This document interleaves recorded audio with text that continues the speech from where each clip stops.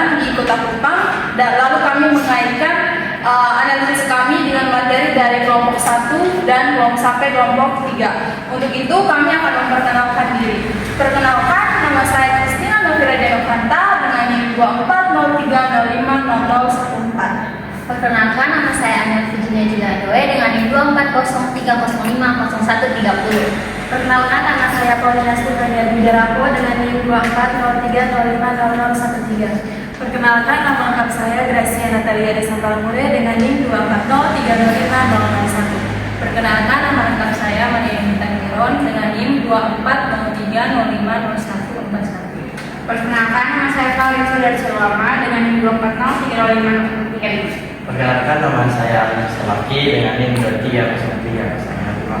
Teman-teman, pertama saya akan menjelaskan terkait pengertian dari berita radio. Nah, radio sendiri merupakan media auditif atau hanya bisa didengar, tetapi bisa juga dibawa atau dapat didengar di mana-mana. Radio juga memiliki fungsi yaitu sebagai media ekspresi, komunikasi, informasi, pendidikan, dan juga hiburan. Radio sendiri juga memiliki kekuatan besar sebagai media imajinasi karena radio merupakan yang stimulasi begitu banyak suara penyiaran atau informasi faktual melalui telinga pendengarnya. Jadi teman-teman, pada intinya radio merupakan uraian fakta atau penyajian pada narasumber yang relevan dan dapat dikombinasikan secara dinamis dan variatif sesuai dengan arah bahasa yang telah disusun oleh reporter dan sudah disajikan kepada khalayak melalui media radio. Memang terkait dengan stunting Kota Kupang, kondisi stunting saat ini kalau kami sampaikan bahwa masih sekitar 3.390 anak di Kota Kupang yang mengalami stunting dari 21.427 anak. Itu tersebar. Data ini tersebar di seluruh di 51 kelurahan yang ada di Kota Kupang. Perkembangan kasus stunting dari tahun ke tahun memang sangat tidak konsisten. Kita harapkan sesuai kita harapkan dia harusnya menurun, tapi kadang-kadang juga ada meningkat. Seperti kami sampaikan di tahun 2023 dari hasil surveillance yang kita lakukan, yaitu pengukuran yang dilakukan oleh kader di Posyandu, ada sebanyak 419 anak mengalami stunting atau 17,2%.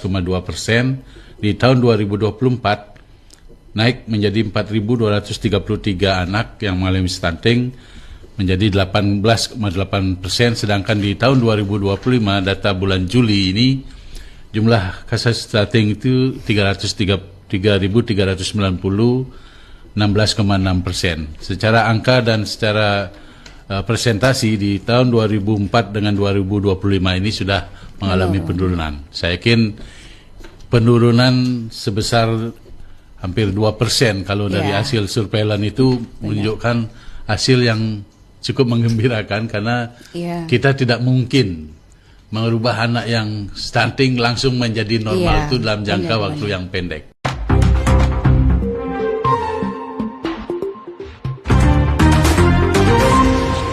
Yang berikutnya kita masuk pada analisis kelompok. Jadi yang pertama itu tentang konsep dasar bahasa jurnalistik. Bahasa jurnalistik merupakan laras bahasa yang digunakan wartawan di seluruh dunia untuk menjelaskan atau menggambarkan suatu peristiwa dalam berbagai karya jurnalistik dan disajikan pada media massa. Nah, secara praktiknya, aturan penggunaannya hampir sama di semua negara, tetapi yang membedakannya adalah jenis bahasa. Bahasa jurnalistik juga biasa disebut dengan bahasa pers, yang kemudian ragam bahasa jurnalistik itu memiliki kaidah-kaidah tersendiri yang membedakannya dari ragam bahasa yang lainnya. Bahasa jurnalistik merupakan bahasa yang digunakan oleh wartawan atau jurnalis dalam menulis karya-karya jurnalistik di media sosial. Nah, dari video tersebut, RRI Kota Kupang telah menggunakan bahasa jurnalistik dengan baik dan benar. Yang kedua, fungsi dari bahasa jurnalistik. Bahasa jurnalistik memiliki fungsi yaitu pedoman bagi para wartawan untuk menulis berita baik itu media massa, cerita, dan elektronik. Setiap berita memiliki nilai agar tidak terjadi keracuan dan penyampaian informasi bisa tersebar ke masyarakat secara luas. Nah, Nah, menurut Haris Sumadiria ada 4 fungsi dari bahasa jurnalistik. Yang pertama, alat untuk menyatakan ekspresi diri. Yang kedua, alat komunikasi. Yang ketiga, alat mengadakan integrasi dan adaptasi sosial. Dan yang keempat, alat untuk mengadakan kontrol sosial. Nah, kita kaitkan dengan ini contoh kasus nyata, yaitu informasi yang didapatkan mengenai perkembangan kasus stunting di Kota Kupang masih menjadi perhatian serius. Dari total 21.427 anak, tercatat masih ada 3.390 anak, yaitu sekitar 16,6% yang mengalami stunting dan tersebar di 51 kelurahan. Tahun ini tercatat pada penurunan hampir 2% dibandingkan 2024. Angka ini menjadi kabar baik meski upaya penanganan masih harus terus dilakukan secara konsisten. Selanjutnya, mengatasi stunting tidak bisa instan, butuh kerja bersama mulai dari keluarga, kader posyandu, hingga pemerintah untuk memastikan anak-anak BPT tumbuh sehat dan kuat. Berdasarkan ilustrasi secara singkat, hal ini merupakan bagian dari fungsi bahasa jurnalistik di mana sebagai alat untuk menyatakan ekspresi diri, alat komunikasi, alat untuk mengadakan integrasi dan adaptasi sosial, dan alat untuk mengadakan kontrol sosial.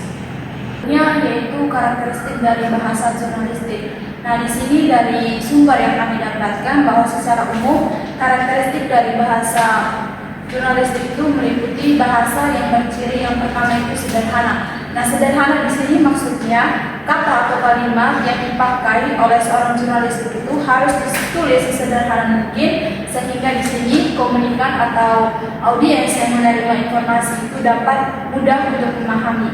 Lalu yang kedua yaitu singkat dan padat. Singkat dan padat di sini artinya kata-kata yang digunakan itu tidak bertele-tele.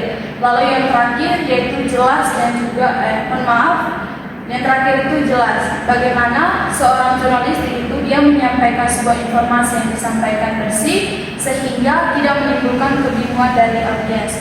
Nah, di sini analisis kritis kami dari kelompok 5 bahwasannya I Gusti Agung yang merupakan Kepala Dinas Kesehatan Masyarakat Kota Kupang, dia menyampaikan kasus stunting yang ada di Kota Kupang itu secara sederhana, singkat, padat, dan juga jelas sehingga tidak menimbulkan kebingungan dari para audiens untuk menerima informasi yang didapatkan.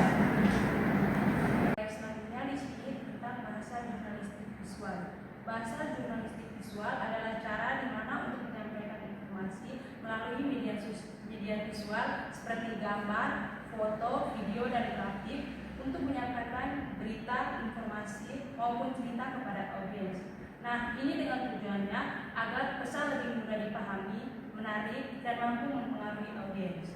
Visual seperti menggunakan gambar dan visual di mana hal ini dapat digunakan untuk menyampaikan informasi lewat foto, video, dan elemen-elemen lainnya.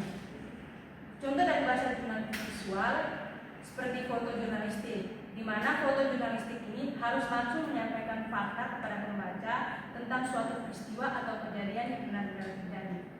Nah, jadi analisis kritis dari kelompok kami bahwasanya berita radio ini termasuk dalam bahasa jurnalistik visual karena dia menggunakan radio untuk menyampaikan berita. Yang berikut ada bahasa jurnalistik audio.